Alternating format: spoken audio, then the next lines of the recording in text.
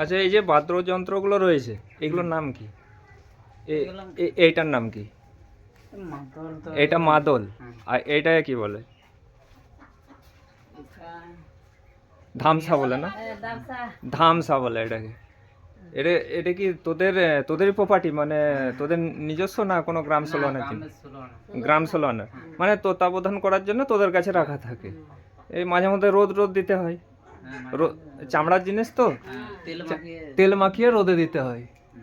এটা ওই বিয়ে বাড়িতে বাজানো হয়। বা তোদের যে উৎসবগুলো আছে কি অনুষ্ঠান, কি অনুষ্ঠানের নাম জান?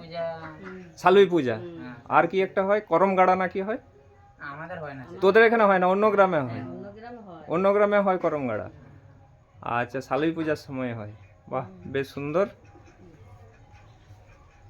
এই যে ঘরগুলি দেখছেন, ঘরগুলি মাটির তৈরি ঘর। এটা বৈঠকখানার মতো। এদিকে আছে এদের মেন ঘর। মেন ঘরটিও মাটির তৈরি। মেন ঘরটা পরে দেখাচ্ছি, আগে কিছু কথা বলে নিই এই ভাইয়ের সাথে। আচ্ছা, এই যে এই মেঝে তো সিমেন্টের মতো পালিশ।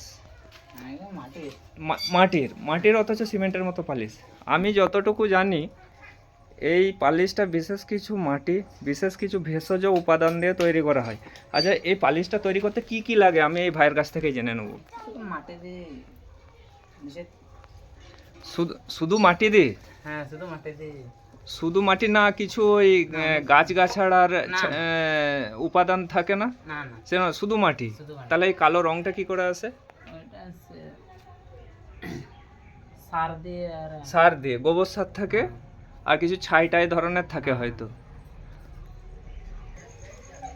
বেশ পরিষ্কার পরিচ্ছন্ন, সাজানো গোছানো ঘর। মেঝে পরিপাটি করে পরিষ্কার করা, পালিশ দেওয়া। ঘরটি মাটির তৈরি ঘর হলেও ঘরটি কিন্তু দোতলা। মাটির তৈরি দোতলা ঘর এখনও গ্রামেগঞ্জে আমাদের দেখা যায়। ঘরও খুব শৌখিন, খুব সুন্দর। যে এই দিকটাতে সিঁড়ি আছে, সিঁড়িও মাটির তৈরি। আচ্ছা, আমরা চলে যাব দোতলায়। ওয়াও, দোতলাও খুব সুন্দর করে ডিজাইন করা।